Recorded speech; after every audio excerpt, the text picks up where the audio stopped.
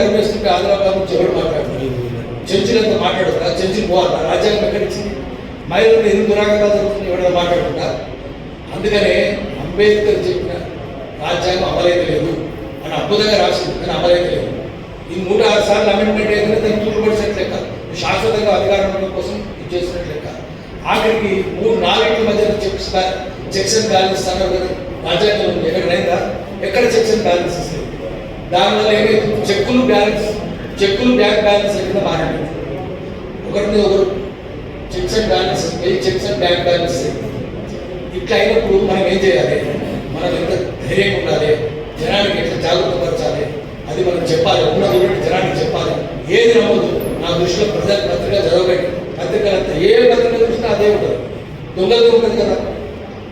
ఉద్యోగ హైదరాబాద్ వచ్చి కూలుస్తానంటే ముసలమ్మ, అయ్యా లోపల 5,000 రూపాయలు అప్పు చేసి బిడ్డ, ఒక 10 కిలో బియ్యం ఉన్నాయి బిడ్డ, బయట తెచ్చుకుంటుందా, తర్వాత కూల్చుకుంటా, లేదు కూల్చేసి ఆ ముసలం ఆత్మహత్య చేసుకుంటా. ఒక్క పేపర్ రాసిందా? ఒక్క రాయిపోయారు. వాడు ఆమె మంత్రి సురేఖ పిచ్చి మాటలు మాట్లాడితే రోజు ఆమె సినిమా యాక్టర్ సమర్థ అది రాస్తాను. బుద్ధుగా ఆమె చట్టం తప్పే, నువ్వు రాయడం కూడా తప్పే. చట్టవిరుద్ధమైన రాయడం కూడా చట్టవిరుద్ధం. ఆమె చెప్పింది చట్టవిరుద్ధమైంది, నువ్వు రాసే కూడా చట్టవిరుద్ధమైంది. ఎప్పుడు కేసు పెట్టినారు? గట్టిగా మాట్లాడితే కొంచెం చదవడం మార్చి చేసినట్టు అది చేసి కదా గట్టిగా రాస్తాం. అందుకని మనం ఏంటంటే అందరం కలిసి మనం ఉన్నతులకు అనాలి, చెప్పాలి. సమిష్టి ఒకటే ఏంటంటే దీని మార్గం అందరికి పరిష్కారం ఏంటంటే కలెక్టివ్ పొలిటికల్ కాన్షియస్నెస్, ప్రజల ఉమ్మడి రాజకీయ చైతన్యం, అదొకటే పరిష్కారం. అది ఉద్యమం అవుతుంది, ఉద్యమంగా మార్చాలి. తర్వాత అది పోరాట రూపం కూడా మారాలి. పోరాటం అంటే దానికి సాలిడారిటీ బేస్డ్ సంఘీభావం పురాదిగా పోరాటాలు ఉండాలి. ఒకరిలో పోయి పోరాటం చేయదు. అందుకని దీన్ని ఉమ్మడి రాజకీయ చైతన్యం సృష్టిస్తున్నందుకు వేదికలు వాడుకోవాలి, ప్రజలు చైతన్యవంతం చేయాలి, చేసి సంఘీభావం నిర్మించాలి. అందరూ సంఘీభావం నిర్మించాలి. పేదల పట్టుకు నిర్మించాలి. కింద చర్చల మధ్య ఊళ్ళ మధ్య నిర్మించాలి కదా. ఎక్కడ చేస్తున్నారు? ఏం చేస్తారు? అందుకని ఆదివాసుల ముందు కాపాడుతున్నాం. ప్రకృతి ఉండదు. చివరి ఒక మాట చెప్తా. ఇక మనం చెప్పాల్సింది రేపు జరిగిపోయి చెప్పాలి. మనం ఈరోజు జరిగేది ఏంటంటే అడిగంతా నాశనం అయింది. మైనింగ్ ప్రకృతి విరుద్ధమైనది. మైనింగ్ తుమ్మనే అవుతుంది, ఇసుక దేనే అవుతుంది. కరీంనగర్ జిల్లాలో చూస్తే కొండలన్నీ మాయమైంది, ఇసుకంతా మాయమైంది, అడిగంతా మాయమైంది. ఇటుక పట్టిన 5 లక్షల మంది గడ్డి రోడ్డు పాపం ఒడిశా నుంచి వచ్చి పశువుల మీద హీనంగా పనిచేస్తుంది. ఎవరు అడిగేటువంటి లేదు. ఓపెన్ కాస్ట్ అయితే లేదు, ఒక్కంతా పోతుంది. ప్యారిస్ అగ్రిమెంట్ 2016 ప్యారిస్ అగ్రిమెంట్ భారతదేశం సంతకం చేశారు. 196 దేశాలు సంతకం చేశారు. బొగ్గు ఉత్పత్తి ఆపేస్తుందని చెప్పారు. ఆపుతురా. ఇప్పటికేమైంది? 2 డిగ్రీస్ పెరగకుండా చూడాలి. ప్రపంచానికి శత్రువు మానవ జాతికే కాదు, మొత్తం ప్రకృతికి శత్రువు ఏంటంటే చదువుకున్నది చెప్పాలి, గట్టిగా చెప్పాలి. ప్రకృతికి శత్రువు ఎవరు అంటే పారిశ్రామికోద్యమము. ఇది అభివృద్ధి అని ఎవరైనా చెప్తే అంతకంటే తిక్కలోడిపోలేడు. తిక్కని నివసించదు అభివృద్ధి అని. 453 కోట్ల సంవత్సరాల భూమి జియాలజిస్ట్ అంచనా. ఎప్పుడు ప్రకృతి చెడిపోయింది. 250 సంవత్సరాలు 250 ఇయర్స్ పారిశ్రామికోద్యమం వచ్చినాక అప్పటి నుంచి ఈ ప్రమాదం ఏర్పడింది. 250 ఇయర్స్లో బొగ్గు కాల్చి, పెట్రోల్ కాల్చి, డీజిల్ కాల్చి గ్లోబల్ వార్మింగ్ అయింది. ఆర్టిక్ ఖండం, అది మంచు ఖండం కదా, 5% మిగిలింది, మొత్తం కరిగిపోయింది. సైబీరియా మంచూరియానికి మొత్తం కరిగిపోయింది. ఆ తర్వాత గ్లేషియర్స్ శ్రీనగర్ పోయిన 5-6 నెలల కింద ఇక్కడ 26 డిగ్రీలు హైదరాబాద్ ఉంటే 30 డిగ్రీలు వేడి ఇంత ఉంది. రేపు హైదరాబాద్ 60 డిగ్రీలు అవుతుంది. ఈ ఊరు ఖమ్మం జిల్లా 60 డిగ్రీలు అవుతుంది. ఇక్కడికి ఎక్కువైతే 60 డిగ్రీలు అయితే వ్యవసాయం నడవదు, వ్యవసాయం నాశనం అవుతుంది. అంటే పోయితే పడితే బాగా తెచ్చుకోవాలి, ప్రాణం పోతుంది, ఉత్పత్తి పోతుంది. సముద్రాలు పొంగుతున్నాయి దానివల్ల మంచికంత కరిగి పొంగితే 7,400 కిలోమీటర్లు భారతదేశం సముద్ర తీర ప్రాంతం మొత్తం ముంబై వెళ్ళిపోతుంది. ఇండియా అయితే పక్కన తాజ్మహల్ ఉంటుంది. అది 2040 నాటికి మీరు గూగుల్లో కూడా ఒకటి చూసుకోండి. 2040 నాటికి 10% సీపోర్ట్స్ అయితే ఉండిపోతుంది. 2050 నాటికి 30% ఉండిపోతుంది.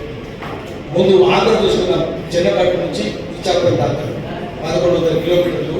చిన్నపట్నం మునిగిపోతుంది, కొత్తపట్నం మునిగిపోతుంది, కృష్ణపట్నం మునిగిపోతుంది, కరెంట్ మునిగిపోతుంది, వాటర్ కరెంట్ మునిగిపోతుంది, వాటర్ మునిగిపోతుంది, మచిలీపట్నం మునిగిపోతుంది, భీములపట్నం మునిగిపోతుంది, విశాఖపట్నం మునిగిపోతుంది, పైన భారతీ మునిగిపోతుంది, కలకట్ట మునిగిపోతుంది, ఢాకా మునిగిపోతుంది. 30% మునిగినప్పుడు బ్లూ ఫుడ్ షార్టేజ్ వస్తుంది. అంటే చేపలు, రొయ్యలు, ఎండ్రకాయ షార్టేజ్ వస్తుంది.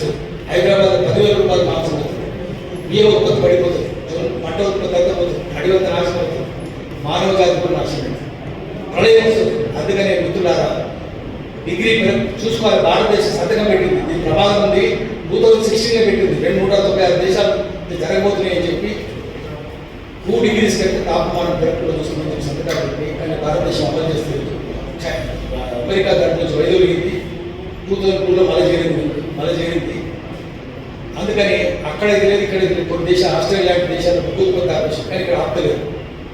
ఇది ఆఖరికి రామ చెరువులు రామ గుడి కూడా పోయేటట్టు ఉంటుంది, భద్రాచలం పోతుంది, ప్రకృతి అంతా నాశనం అవుతుంది. ఇప్పటికే చివరికి బీజేపీ వారు ఎట్లా తయారైందంటే ఇళ్ళ కూర్చొని శ్రీరామచంద్ర మహారాజ్కి జై, భద్రాచలం వచ్చి పొంగబెట్టి రాముడి గోదావరిలో తోయ్, అక్కడ జై ఇక్కడ తోయ్, మునిగిపోతుంది కదా, మీ దగ్గర మునిగిపోతుంది కదా. మరి మన భద్రాచలం మనం ఏం చేయాలి? గుడి దేవుడు కూడా మూసుకున్నారు. ఆఖరిగా గుడి కట్టినప్పుడు రామదాస్ గోపన్న ఈ పైసలు తినడానికి కొని మామూలు జైలు పెట్టించారు. లేదా గుడిది కట్టించు అంటే అరే అచ్చా నెక్కాం మంచి పని చేసింది కదా, వదిలేనాడు. పోయి ఎదురుపోయి దండం పెట్టిండు, అయ్యో పొరపాటు అయితే జైలు పెట్టుకుంటూ మంచి పని చేసాం, జీర్ణోద్ధరణ చేసినా ఉంటారు. ఒక ముస్లిం గురు ఏమో దాన్ని ఆయన మెచ్చుకుంటే రోజు జై శ్రీరామ్ అనే ప్రధానమంత్రి మనం ముచ్చేస్తున్నాం. ఇక ఎట్లంతా మనం నమ్మదాం అంతేనా? అక్కడ జై ఇక్కడ తోయ్. అందుకని ముఖ్యంగా మీరు కడుపున్నారు మొత్తం నాశనం అయిపోతుంది. అదంతా పోతే ఏముంటుంది? భద్రాచలం పోతే కమ్మ ఉంటుందా? ఏముంటుంది? ఒక్క చివరికి ఏం చెప్తుందంటే ప్రాజెక్టులు కట్టనే వద్దు. అమెరికాలో 2019 డ్యాములు కూల్చేసారు. మీరు 10 రోజులు నీళ్ళు తాగుతారు తాగలేదా? మరి 60-70 ఏళ్ళ ప్రాజెక్టు ఉంటే ఆ నీళ్ళలో వైరస్ వస్తుంది, సాల్మన్ ఫిష్ చచ్చిపోయింది. ఎందుకు వస్తుందని చెప్పి క్లేమత్ రివర్ మీద 4 డ్యాములు ఉంటే 4 వేలు చేసుకుంటారు.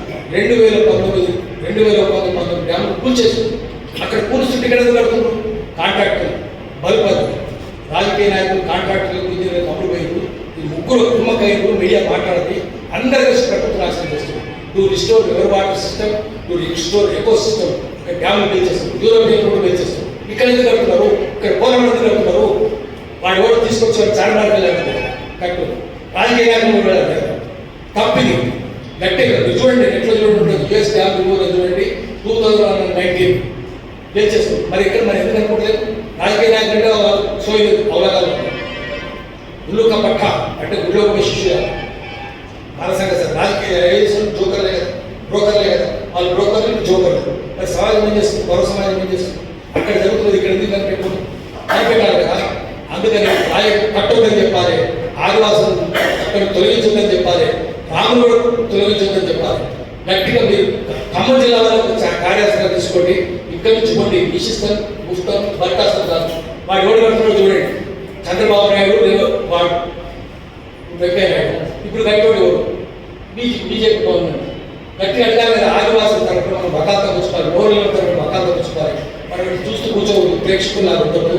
అందుకని ఈ తీర్మానాలు చేసేటప్పుడు అటువంటి తీర్మానం కూడా గట్టిగా చేసి ముందుకు పోవాలి. అది చేస్తే మీ వెంటనే మేము కూడా నడుస్తుందని చెప్పి ఆశిస్తున్నాం. నమస్కారం.